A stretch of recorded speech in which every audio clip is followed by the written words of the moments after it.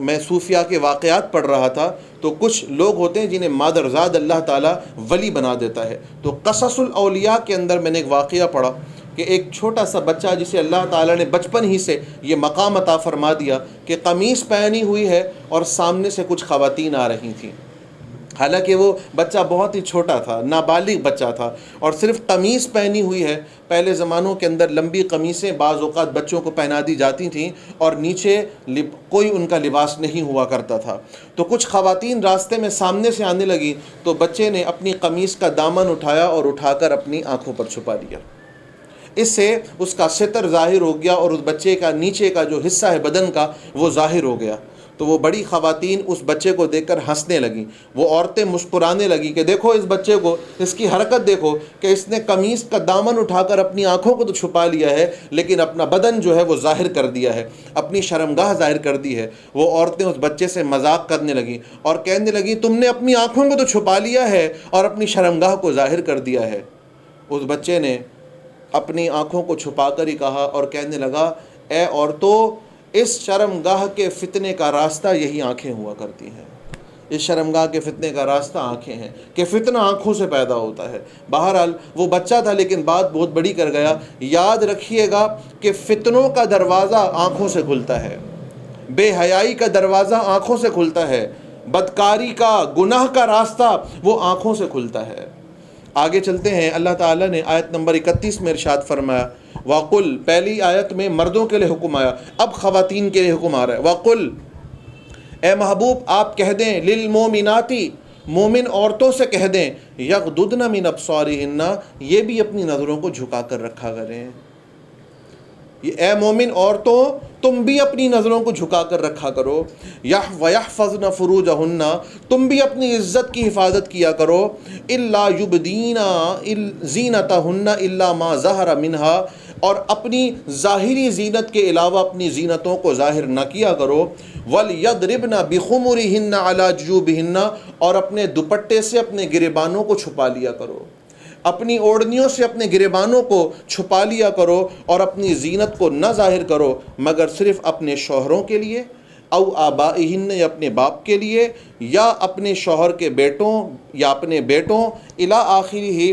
اس میں پورے ان محارم کا ذکر کر دیا گیا ہے جن کے لیے خواتین کو اپنی زینت ظاہر کرنے کی شریعت نے اجازت فرمائی ہے. وہ کون لوگ ہیں جن پر عورت اپنی زینت کو ظاہر کر سکتی ہے؟ عورت اپنی زینت اپنے شوہر کے لیے ظاہر کر سکتی ہے، عورت اپنی زینت اپنے والد کے لیے ظاہر کر سکتی ہے، عورت اپنی زینت اپنے بیٹوں کے لیے، اپنے سگے بھائیوں کے لیے، اپنے سگے بھتیجوں، اپنے بھانجوں، اپنے چچا، اپنے ماموں، اپنے اصول اور فروع، وہ تمام رشتے جو محرم ہیں جن کے ساتھ کبھی بھی نکاح نہیں ہو سکتا ہے، خواتین ان کے لیے اپنی زینت کو ظاہر کر سکتی ہیں. اور زینت سے مراد بھی یاد رکھیے گا کیا ہے. زینت سے مراد ہے سر، زینت سے مراد ہے چہرے کی ٹکلی، زینت سے مراد ہے ہاتھ، یا زینت سے مراد ہے یہ کلائیاں، یہ زینت، یا زینت سے مراد ہے پیر.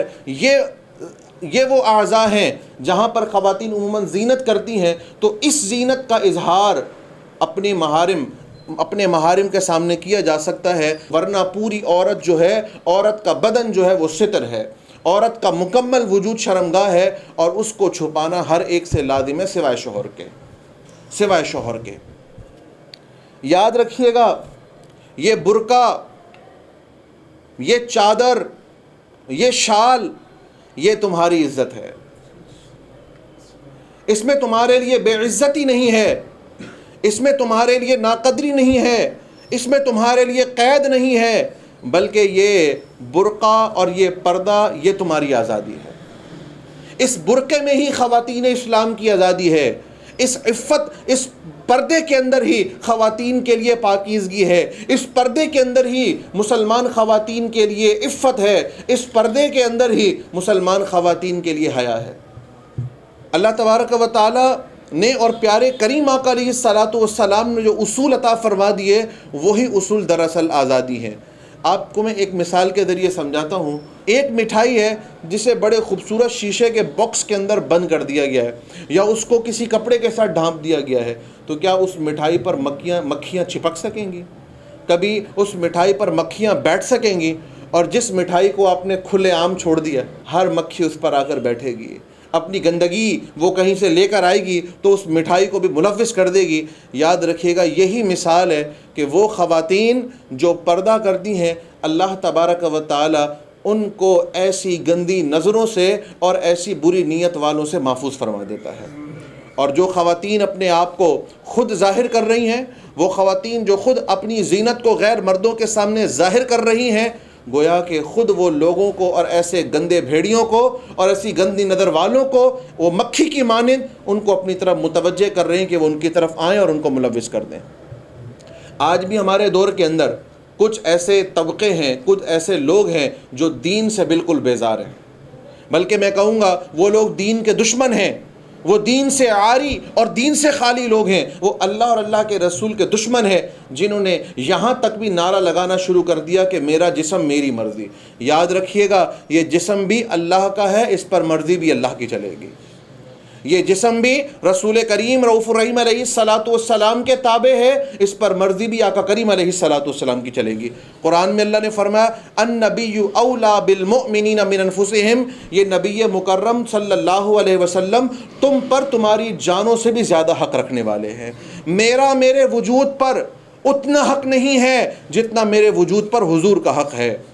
کوئی بھی مسلمان خاتون ہے اس کا خود کا اپنے وجود پر اتنا حق نہیں ہے جتنا پیارے کریم آقا علیہ الصلاۃ والسلام کا حق ہے۔ جب حضور کا حق ہے تو بتاؤ کیا ہم اپنے وجود پر اپنی مرضی چلا سکتے ہیں؟ نہیں چلا سکتے، بلکہ اس وجود پر حضور علیہ الصلاۃ والسلام کی مرضی چلے گی، اس وجود پر اللہ تبارک و تعالیٰ کی مرضی چلے گی۔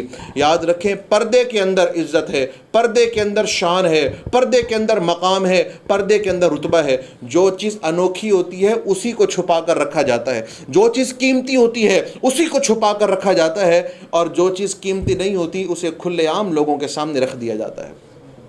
آج وہی نعرہ لگانے والے لبرل لوگ، دین سے بیدار لوگ اس پردے کو اپنے لیے قید سمجھتے ہیں اور خواتین کو دین سے بیدار کرنے کی کوشش کر رہے ہیں کہ یہ تمہارے حقوق کے اوپر پابندیاں ہیں، یہ تمہارے حقوق کو تلف کیا جا رہا ہے۔ یاد رکھیے گا حضور اکرم صلی اللہ تعالی علیہ وسلم کے اس تشریف لانے سے قبل، دنیا میں تشریف لانے سے قبل، ایک عورت کو ٹیشو پیپر سے بھی کمتر سمجھا جاتا تھا، بلکہ انسان تو انسان رہا، ایک عورت کو انسان بھی نہیں سمجھا جاتا تھا، عورت کو انسان کا درجہ بھی نہیں دیا جاتا تھا، عورت کو مال میں سے، مال وراثت میں کوئی حق نہیں دیا جاتا۔ عورت کا مال وراثت میں کوئی حق نہیں ہے، عورت کی کوئی عزت نہیں ہے، عورت کو ایک جانور سے بھی بدترین مخلوق شمار کیا جاتا۔ لیکن قربان جائیے پیارے کریم آقا علیہ الصلاۃ والسلام نہیں آ کر اے مسلمان خواتین کچھ خیال کرو، اے مسلمان خواتین اپنے دین کی قدر کرو، اے مسلمان خواتین، اے خواتین اسلام اپنے دین کا احترام کرو کہ پیارے کریم آقا علیہ الصلاۃ والسلام نے تمہیں وہ عزت دلوائی، تمہیں وہ رتبہ دلوایا، تمہیں وہ مقام دلوا دیا کہ ہر جگہ پر خاتون کا وجود مرد کے لیے باعث رحمت سمجھا جاتا ہے۔ اگر لڑکی پیدا ہو جائے، اگر لڑکی کا وجود بیٹی کے صورت میں ہو تو باپ کے لیے جنت کی بشارت بن جاتا ہے، اگر عورت کا وجود بیٹی کی صورت میں ہو تو باپ کے لیے جنت کی بشارت بن جاتا ہے، اور اگر عورت کا وجود بیوی کی صورت میں ہو تو مرد کے لیے دنیا کا بہترین سامان بن جاتا ہے، اور اگر عورت کا وجود ماں کی صورت میں آ جائے تو بیٹے کے لیے جنت کا سامان بن جایا کرتا ہے۔ بتاؤ تو صحیح یہ عورت کو عزت کس نے عطا فرمائی ہے کہ پیدائش سے لے کر بیٹی کی صورت میں، بیوی کی صورت میں، ماں کی صورت میں یہ عزتیں کس نے دلائی ہیں، یہ حقوق کس نے دلائے ہیں؟ تو یاد رکھنا حضور اکرم صلی اللہ علیہ وسلم نے جو حقوق خواتین کو عطا فرما دیے، اسلام خواتین کے حقوق کا اتنا بڑا علمدار ہے کہ دنیا کی کوئی NGO خواتین کو وہ حقوق دلا ہی نہیں سکتی ہے۔ بلکہ میں یہ کہوں گا جو عزت اللہ نے عورت کو دی تھی، جو عزت حضور علیہ الصلاۃ والسلام نے عورت کو دلوائی تھی، موجودہ لبرل لوگ عورت کی اس عزت کو دوبارہ چھیننا چاہتے ہیں۔ میں اس جملے کو دوبارہ دہرا دوں، آج عورت کے حق دلوانے کے نام پر جو NGO سرگرم ہیں وہ در حقیقت عورت کو حقوق دلوانا نہیں بلکہ عورت کے حقوق کو دوبارہ چھین کر عورت کو دوبارہ اس ذلت اور پسپائی میں لے کر جانا چاہتے ہیں جس پسپائی میں آج سے 1400 سال پہلے تھی۔ عورت کا وجود ایک عیب، عورت کا وجود ماتھے کا ایک کلنک، یعنی ایک گندا داغ سمجھا جاتا تھا، اور اگر کسی کے ہاں لڑکی پیدا ہو جاتی اس شخص کا منہ سیاہ ہو جاتا اور وہ اس لڑکی کو جا کر زندہ دفن کر دیتے، بلکہ کئی کئی روز تک وہ لڑکی کا باپ معاشرے میں اپنا چہرہ نہیں دکھایا کرتا تھا۔ اور آج میرے اور آپ کے حضور علیہ الصلوۃ والسلام نے فرمایا لڑکی کا وجود تو وہ باعث رحمت وجود ہے کہ جب کسی کے ہاں بیٹی پیدا ہوتی ہے رحمت کے فرشتے آ کر گھر والوں کو سلام کر رہے ہوتے ہیں۔ تو یاد رکھیے گا انمول چیز کو ہمیشہ چھپا کر رکھا جاتا ہے، انمول چیز کو، اور جو ردی ہوتی ہے، جو فضول اور بیکار چیز ہوتی ہے اس کو ایسے پھینک دیا جاتا ہے۔ یہ موجودہ شہوت پرست لوگ، یہ موجودہ خواہش پرست لوگ اے خواتین اسلام تمہارے وجود تک پہنچنا چاہتے ہیں۔ در حقیقت یہ خواتین اسلام کو آزادی نہیں بلکہ اپنے آپ کو ان خواتین کے وجود تک آزادی دلوانا چاہتے ہیں۔ اس بات کو سمجھیے گا اور یاد رکھیے گا، یہ موجودہ میرا جسم میرے مرضی والا کلچر یہ خواتین کو آزادی نہیں بلکہ خاتون کو نیلام کر کے، ایک مسلمان عورت کو بے پردہ کر کے، نیلام کر کے اپنے آپ کو ان عورتوں تک پہنچنے کے لیے آزاد کروانا چاہتے ہیں۔ یہ وہ پردہ ہی ہے، یہ در حقیقت خواتین اسلام کے لیے قید نہیں ہے بلکہ ان شہوت پرست لوگوں کے لیے قید ہے، بلکہ ان آزاد خیال مردوں کے لیے قید ہے کہ اس پردے کی وجہ سے وہ خواتین تک پہنچ نہیں سکتے ہیں، وہ اس پردے کی وجہ سے، عفت کی وجہ سے خواتین اسلام کی عزت تک پہنچ نہیں سکتے ہیں۔ حضور اکرم صلی اللہ تعالی علیہ وسلم کی بارگاہ میں ازواج مطہرات بیٹھی ہوئی تھیں، حضرت میمونہ رضی اللہ تعالی عنہ اور حضرت ام سلمہ رضی اللہ تعالی عنہ یہ بیٹھی ہوئی تھیں۔ تو حضرت عبداللہ ابن ام مکتوم یہ نابینا صحابی ہیں، یہ حضور کی بارگاہ میں حاضر ہوئے۔ حضور علیہ الصلوۃ والسلام نے حضرت ام سلمہ اور حضرت میمونہ سے فرمایا کہ آپ دونوں اندر چلی جائیں، آپ دونوں اندر چلی جائیں۔ حضرت عبداللہ ابن ام مکتوم آئے، بیٹھے، پھر چلے گئے۔ جب وہ چلے گئے تو یہ حضور کی بارگاہ میں حاضر ہوئیں، عرض کرتی ہیں یا رسول اللہ صلی اللہ علیہ وسلم عبداللہ ابن ام مکتوم تو نابینا ہے، وہ تو نابینا تھے، وہ تو ہمیں دیکھ ہی نہیں سکتے، تو آپ نے ہمیں پردہ کرنے اور ہمیں اندر جانے کا حکم کیوں فرمایا؟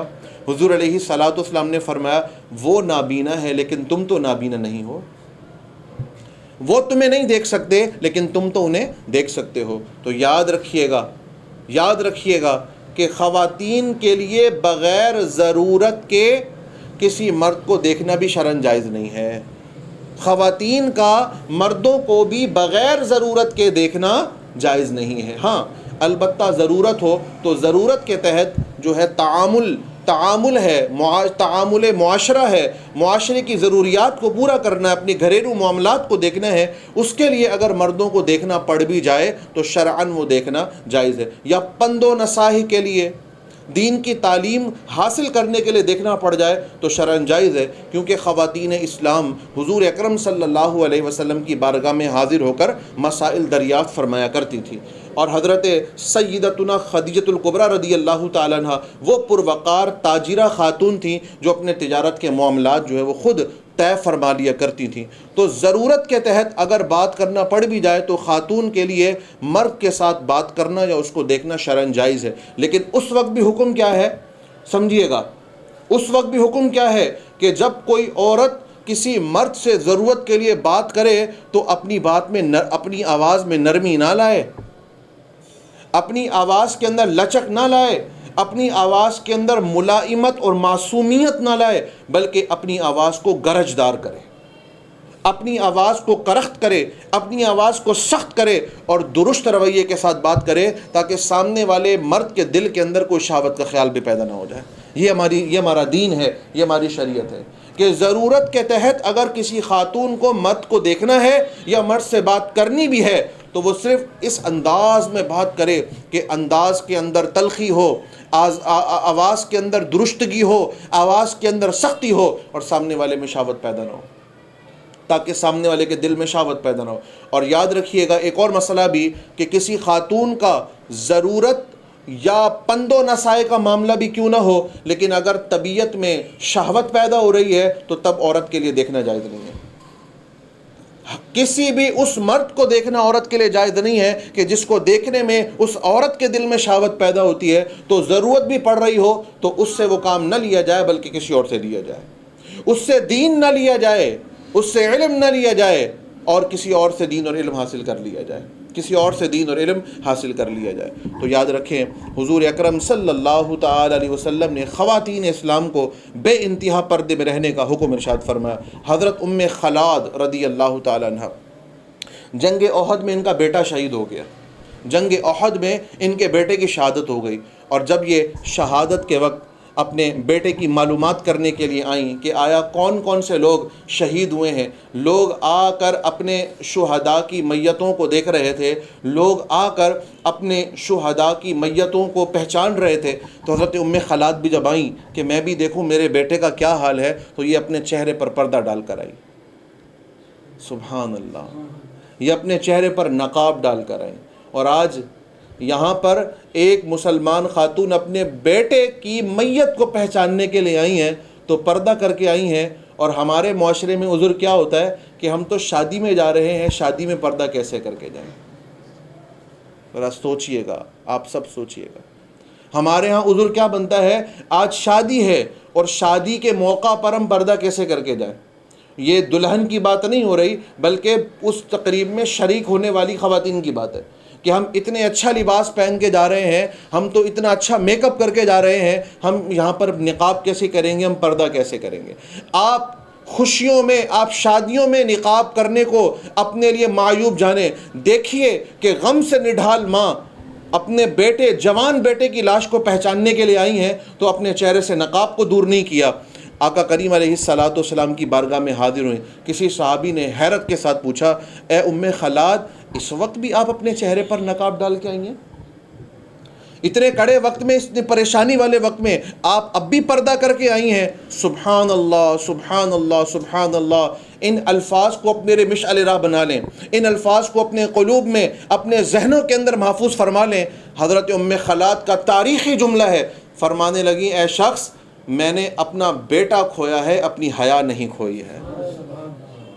میرا بیٹا فوت ہوا ہے لیکن میری حیا تو فوت نہیں ہوئی، میرا بیٹا مر گیا ہے، میرا بیٹا شہادت کو پہنچ گیا ہے، لیکن میری حیا زندہ ہے، میری حیا ابھی بھی زندہ ہے۔ تو اے خواتین اسلام، اپنے اندر آپ لوگ اپنی حیا کو زندہ رکھیے، اسی میں ہمارے لیے ترقی ہے، اسی میں ہمارے لیے بہتر ہے۔ آقا کریم علیہ الصلاۃ والسلام نے معراج کی رات تشریف لے گئے، حضور علیہ الصلاۃ والسلام نے جہنم کے اندر کثرت کے ساتھ خواتین کو دیکھا۔ جب حضور واپس تشریف لائے اور حضور نے واقعہ بیان فرمایا تو حضور کے وعظ و نصیحت میں، حضور کے مجلس میں مرد بھی آتے تھے، خواتین بھی آتی تھیں۔ حضور نے عورتوں کو مخاطب ہو کر فرمایا کہ اے عورتوں، میں نے تمہیں جہنم میں کثرت کے ساتھ دیکھا ہے۔ تو وہ خواتین صحابیت پوچھنے لگی، عرض کرنے لگی، کیا ماجرا ہے؟ آقا کریم علیہ الصلاۃ والسلام نے ایک فرمایا، تم غیبتیں زیادہ کرتی ہو، تم غیبتیں زیادہ کرتی ہو۔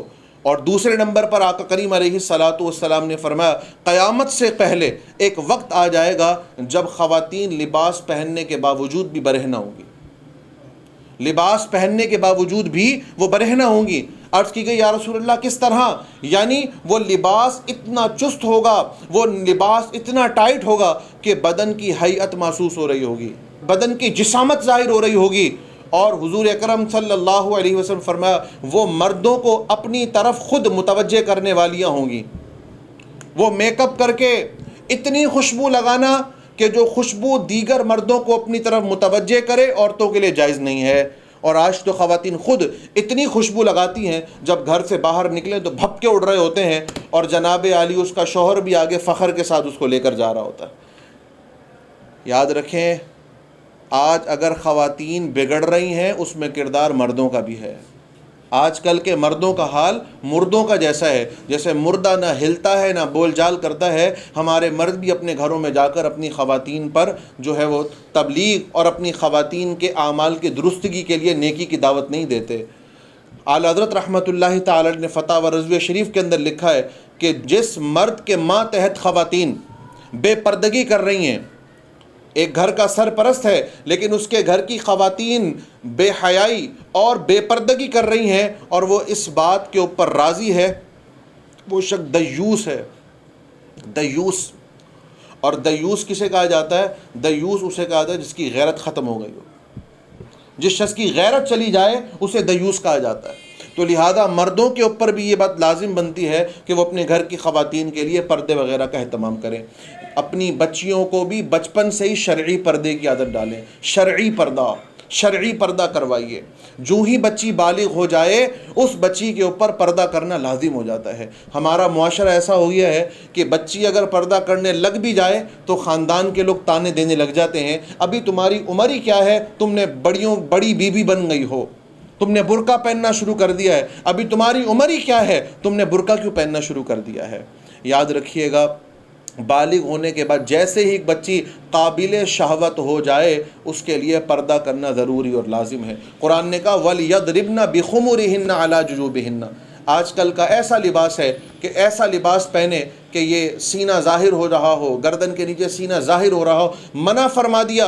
ارشاد ہے وَلْيَضْرِبْنَ بِخُمُرِهِنَّ عَلَى جُيُوبِهِنَّ، اپنی اوڑھنیوں کو اپنے سینوں پر ڈالو، اپنی گریبانوں پر ڈالو اور اپنے سینوں کو چھپاؤ۔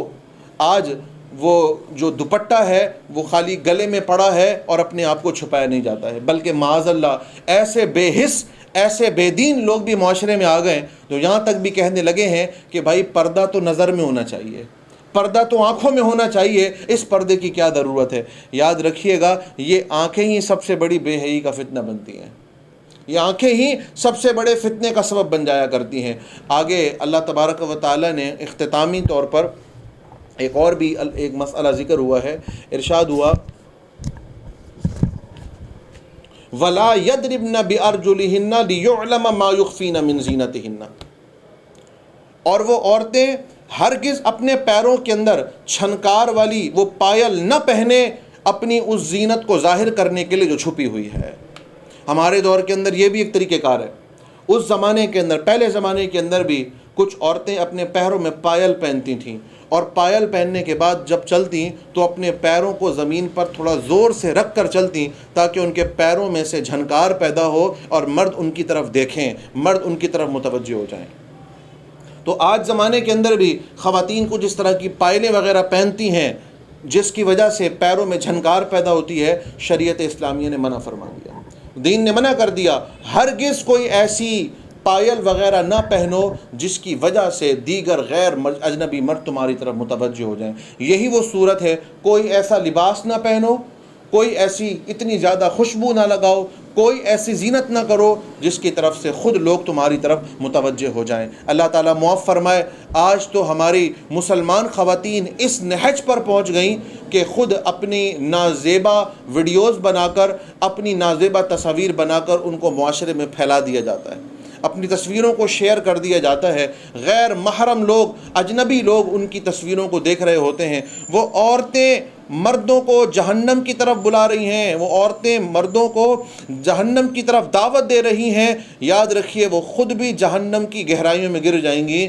اور اس فتنے میں مبتلا ہونے والے مرد بھی جہنم کی گہرائیوں میں گر جائیں گے۔ اللہ تبارک و تعالیٰ کی بارگاہ میں التجا ہے، اللہ تبارک و تعالیٰ مجھے اور آپ کو اور تمام مسلمان مردوں کو، تمام مسلمان خواتین کو حیا کی نعمت عطا فرمائے، اللہ تعالیٰ حیا کی دولت عطا فرمائے۔ دنیا کا اچھے سے اچھا لباس آپ پہن لیں، دنیا کا اچھے سے اچھا زیور آپ پہن لیں، آپ خوبصورت نہیں ہو سکتے یا آپ خوبصورت نہیں ہو سکتی کب تک؟ جب تک ہم اپنے آپ کو حیا کے زیور سے آراستہ نہیں کر لیں گے۔ اللہ تبارک و تعالی مسلمان مردوں کو بھی نظریں جھکانے، مسلمان عورتوں کو بھی نظریں جھکانے اور پردہ کرنے کی توفیق عطا فرمائے۔ آمین بجاہ النبی الامین، وآخر دعوانا ان الحمد للہ رب العالمین۔